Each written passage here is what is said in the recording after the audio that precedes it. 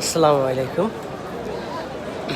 এই যে মক্কা কাবা শরীফ, এখানে পাথর আছে, পাথরের চুমু দেওয়ার জন্য মানুষজন যে হারে ভিড় করে, মারামারি করে, তোমার কি বলবো, যে আল্লাহর স্থান নর্মালি এক এক করে যদি যায়, এখানে যতগুলা লোক আছে সবাই পারবে ওটাকে চুমু দিতে।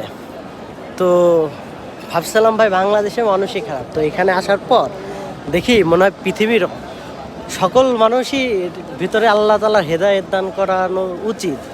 কারণ এই কাবা শরীফে তারা উঠে চুম্মু দিয়ে, ওইখানে লাথি দিয়ে মানুষের উপর ওটার সাথে মানে পাও তোমার ধাক্কা দিয়ে আসতেছে। তো ভাই আমার এই জিনিসটা খুব খারাপ লাগছে। আমি প্রায় 25 মিনিট 20 মিনিট যাওয়ার ট্রাই করছি, পরে আমি বেরোয় গেছি। একটা সুস্থ মানুষ ওইখানে গেলে অসুস্থ হয়ে যাবে মানুষের লাথি পাড়া খাইতে। ভাই এত পরিমাণ যারা আসছো ভাই তারা জানো এটা কি। হ্যাঁ, অনেকে জিদ ধরে ভাই চুমু দেয়, ভাই চুমু দেওয়ায় কি আল্লাহ সব গুনাহ মাফ করে দেবে? এটা মনে হয় না কোনো লজিক্যাল।